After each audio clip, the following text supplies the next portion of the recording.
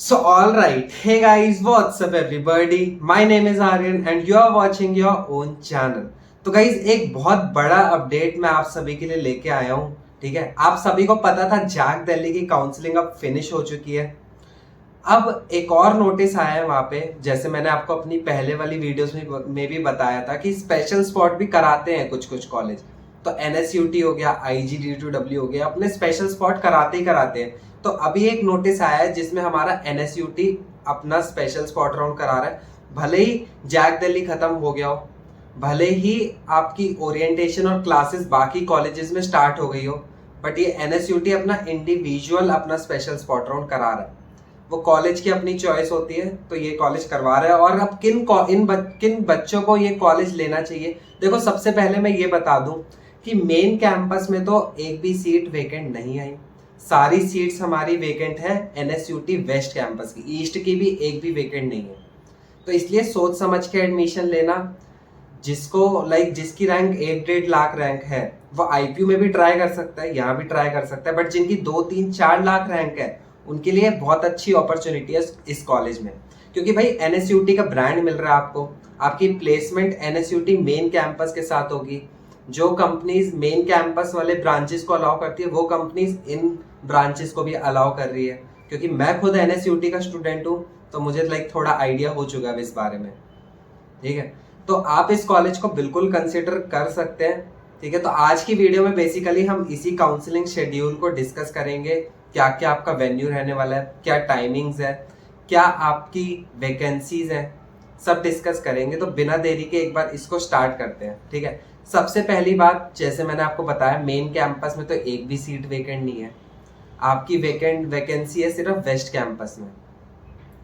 देखो, सबसे पहले मैं एक डाउट क्लियर कर दूं कि आपकी branch after first sem upgrade हो सकती है कि नहीं।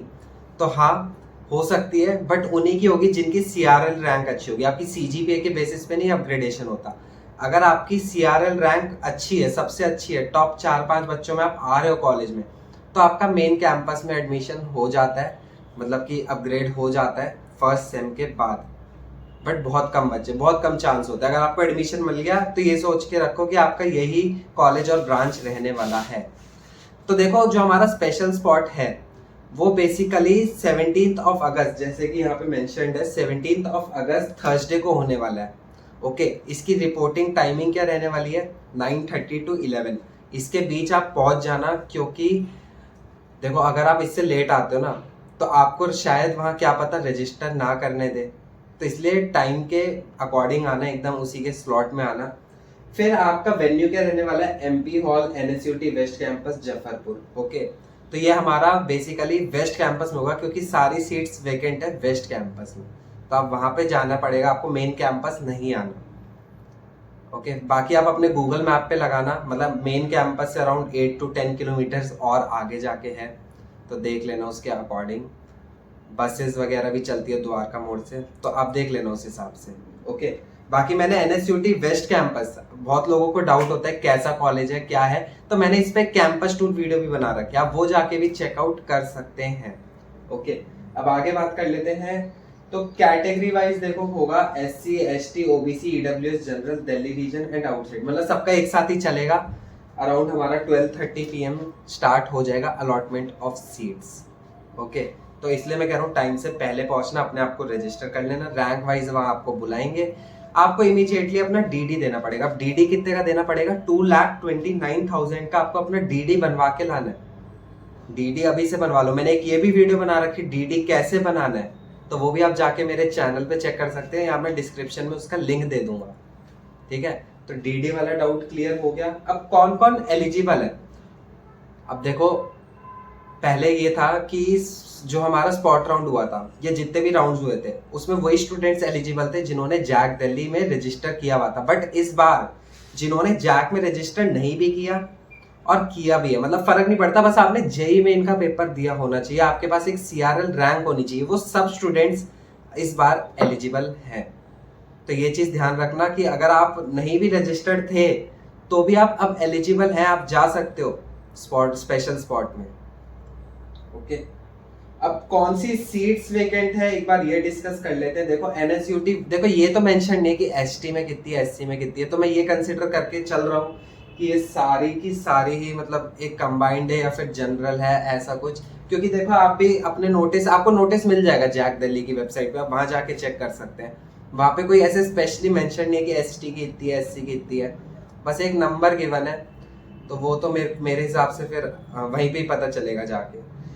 एनएसयूटी वेस्ट कैंपस मीव मैकेनिकल की एक स्पेशलाइज्ड ब्रांच है, तो वहाँ पे हमारी 12+02 GL सीट्स वेकेंट है। इसका मतलब क्या, 12 तो हमारी क्या है, नॉर्मल मतलब जनरल, मतलब कि कोई बॉयज गर्ल नहीं, मतलब नॉर्मल एक। और जीएल मतलब होता है गर्ल कैटेगरी। अब इसमें क्या है ना, हमारा एनएसयूटी में 20% रिजर्वेशन गर्ल्स कैटेगरी के लिए भी है, तो इसलिए गर्ल्स के लिए अलग सीट्स वेकेंट है।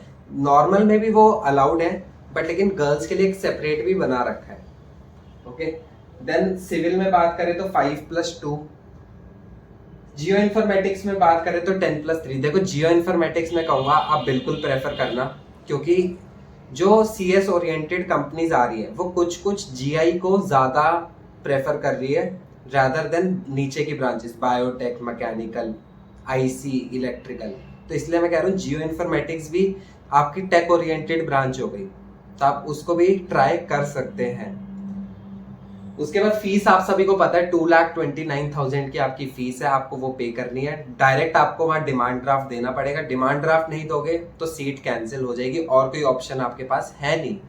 ओके, देखो यहाँ लिखा भी हुआ है, candidate must bring a DD of 2,29,000 for BTech and 2,40,000 for BArch in favour of registrar NSUT fee payable at Delhi. देखो अब ये जो हमारा वो है डीडी, इसमें किस नाम से बनवाना है, इसमें लिखा है साफ, रजिस्ट्रार एनएसयूटी फी के नाम से बनवाना है।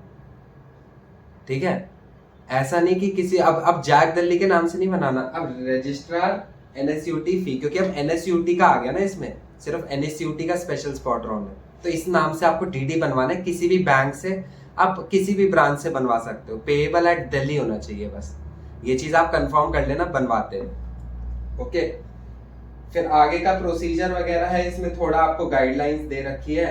The candidates has to physically report for special spot round at spot round. देखो वेन्यू में आपको एकदम टाइम से पहुंचना है।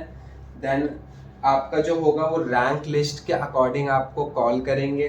ठीक है, फिर no deficiency will be allowed in the spot round, the candidate will be cancelled at once and no representation will be entertained thereafter under any circumstances। तो कोई भी मिस्टेक नहीं करनी। In case of withdrawal after admission no fees. देखो अगर आपने 2,29,000 का अगर अपना डीडी दे दिया और आपका एडमिशन फाइनल हो गया, उसके बाद वो रिफंडेबल नहीं है, भले ही आप एडमिशन वहां से कैंसिल करा लो तो भी। तो इसलिए बहुत सोच समझ के अपना ये डिसीजन लेना। 2,29,000 देने पड़ेंगे मैं आपको डायरेक्टली। पहले तो क्या था, स्पॉट राउंड में तो आपको आई गेस 95,000 का डिमांड ड्राफ्ट देना था, बट इस बार पूरी फीस का डिमांड ड्राफ्ट देना। ओके, अब देखो इसमें रिक्वायर्ड डॉक्यूमेंट्स देखना, ये पूरी लिस्ट आपको ना, मैं एक काम करूंगा, नीचे डिस्क्रिप्शन में मेरा टेलीग्राम चैनल है, उस पर आप चले जाओ एक बार, वहां पे मैं इसका एक फोटो अपलोड कर दूंगा कि क्या क्या आपको लाना है। बाकी आप जैक दिल्ली की साइट पे भी जाके चेक कर सकते हैं। इसमें बेसिकली वही सेम बेसिक है, डीडी चाहिए, passport size coloured photo, print out of JEE Main, marksheet 10th 12th, फिर date of birth certificate, reserve category, medical fitness, candidates claiming reservation. तो ऐसे करते करते देखो वही सेम चीजें हैं सारी लगभग जो हमारी स्पॉट राउंड में होती थी। फिर भी ये वाली लिस्ट जो है, ये जो फोटो है, ये मैं आपके टेलीग्राम चैनल में डाल दूंगा, डिस्क्रिप्शन में लिंक मिल जाएगा, वो जाके ज्वाइन कर लो। ओके, तो वीडियो का एंड करते हैं। होपफुली आपके सारे doubts related to special spot clear हो गए होंगे, सारी चीज़ें मैंने ऑलमोस्ट कवर कर दी है। तो एक बार अगर आपको एडमिशन चाहिए ना, मतलब देखो बुराई नहीं है इस कॉलेज में कोई, आप मतलब आईपीयू में आप जा रहे हो, अग्रसेन, चलो अग्रसेन तो अच्छा है, सूरजमल अच्छा है, बट आप भारतीय विद्यापीठ, भगवान परशुराम, इन कॉलेजेस जा रहे हो, तो इससे बेटर मैं कहूँगा कहीं ना कहीं एनएसयूटी वेस्ट ले लो, क्योंकि इसमें आपका ब्रांड नेम भी है ना, एनएसयूटी का ब्रांड नेम है और प्लेसमेंट आपकी एनएसयूटी के साथ है। तो इसलिए अब सारा डिसीजन आपके ऊपर है, मैं सिर्फ आपको लाइक थोड़ा सा अपनी बेस्ट पॉसिबिलिटीज बता सकता हूँ। देखो डिस्टेंस बहुत मैटर करता है। अब ये जैसे मेरे घर से तो बहुत दूर है, अराउंड 55 किलोमीटर्स, तो ये भी एक बहुत बड़ा फैक्टर है। तो ये सोच समझ के एडमिशन लेना कि अगर आपके थोड़ा घर के पास है तो ही लेना, ऐसा नहीं कि आप फिर 3-3 घंटे ट्रैवल कर रहे हो, ऐसा नहीं करना। ओके, तो चलो वीडियो को एंड करते हैं। चैनल को सब्सक्राइब कर लो क्योंकि सारे अपडेट्स रिलेटेड टू एडमिशन मैं आपके लिए लाता रहता हूँ। तो मिलते हैं अब अगली वीडियो में, टिल देन बाय।